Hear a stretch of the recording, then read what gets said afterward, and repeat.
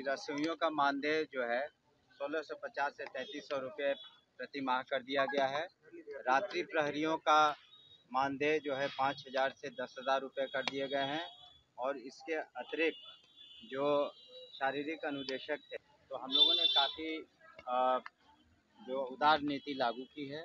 और एक grievance portal है, जिनकी जो भी शिकायतें हैं उस पोर्टल पर डाल सकते हैं और आने वाले समय में उसका भी हम लोग यथासंभव निराकरण करेंगे।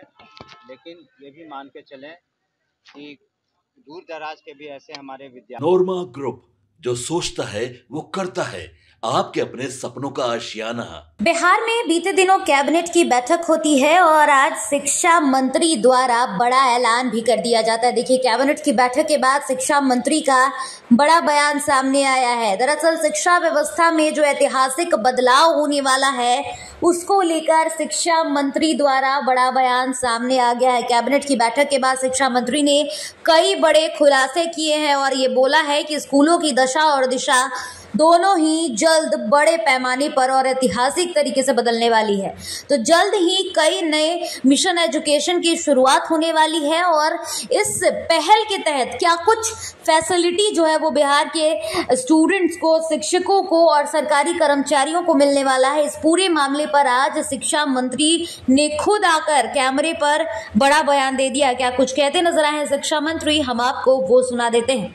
अब जो है बिहार के छात्र छात्राएं करीब 90% से ऊपर अब क्वालिफाई कर पाएंगे टीआरई 4 में। और हमें उम्मीद है कि इसका फायदा छात्र छात्राओं को मिलेगा।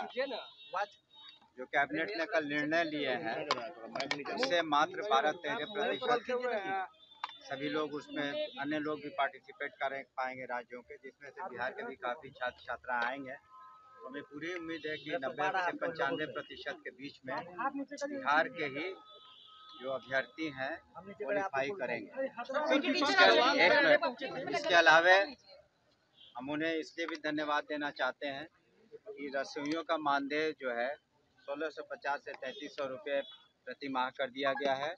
रात्रि प्रहरियों का मानदेय जो है 5000 से 10,000 रुपये कर दिए गए हैं। और इसके अतिरिक्त जो शारीरिक अनुदेशक थे, उनका मानदेय 8000 से 16000 कर दिया गया। और कैबिनेट ने यह भी निर्णय लिया है कि सभी अर्हताओं को पूरा करते हुए सभी छात्र छात्राओं को डीबीटी के माध्यम से जो पोशाक की राशि है और जो साइकिल योजना की राशि है, सितंबर माह में हम लोग उनके खातों में भेज देंगे, ताकि उनका पढ़ाई सुचारू रूप से चल सके। और जहाँ तक स्थानांतरण का प्रश्न है, आप लोग पूछ रहे थे, तो हम लोगों ने काफ़ी जो उदार नीति लागू की है। और एक ग्रीवेंस पोर्टल है, जिनकी जो भी शिकायतें हैं उस पोर्टल पर डाल सकते हैं और आने वाले समय में उसका भी हम लोग यथासंभव निराकरण करेंगे।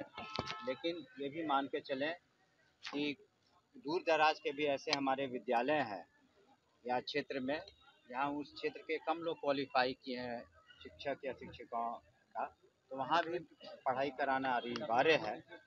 लेकिन अधिकांश लोग इससे सेटिस्फाइड हैं। हम लोगों ने जो पारदर्शी रूप से जो नियुक्ति है, स्थानांतरण है, पोस्टिंग है, और किसी तरह की कोई शिकायत हो तो हमने कहा पोर्टल पर वो डाल पाएंगे। डोमिसाइल नीति को लेकर के सवाल भी विपक्ष उठा रहा है कि जो 40% का क्राइटेरिया रखा गया है हाई स्कूल और इंटर जो बिहार से पढ़े हुए, इसको लेकर के दोहरी नीति नहीं, दोहरी नीति नहीं, ये व्यापक नीति है और बहुत ही उदार नीति है। और हमने कहा जब रिजल्ट आने दीजिए, 90 से 95%, 87-88% तो अभी बिहार के लोगों के लिए है और बाकियों में और भी बिहार के लोग क्वालिफाई करेंगे। तो 90 से 95%, 90 से 95% बिहार के लोग ही क्वालिफाई करेंगे।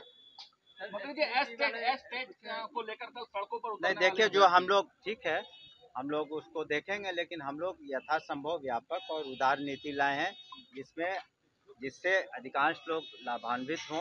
आप देखेंगे कि बीपीएससी के माध्यम से 2.5 लाख शिक्षक नियुक्त हुए।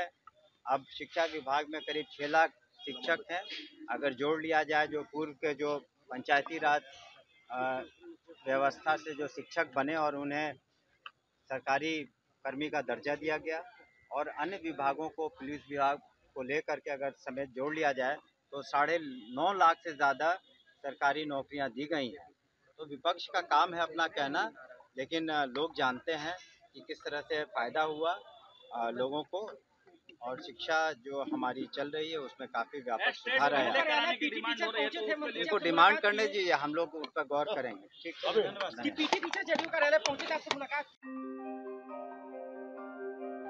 आपके सपनों को हमने सजाया है, ई होम्स पैनोरमा को हमने बनाया है। ई होम्स मेरा एक सपना था जिसपे मैं पिछले 4 साल से काम कर रहा था। हमने जो बनाया है वो सबने है माना। ई होम्स पैनोरमा में हो आपका भी आशियाना। और फाइनली हमने 2021 में इस प्रोजेक्ट को लॉन्च किया। बहुत लोग अप्रिशिएट कर रहे हैं कि पूर्णिया जैसे शहर में, बिहार के, एक तो बिहार की बात करें उसमें भी पूर्णिया जैसे छोटे जगह में इस तरह का लाइफस्टाइल देना, ये सुन के हम लोगों को बहुत अच्छा लगता है।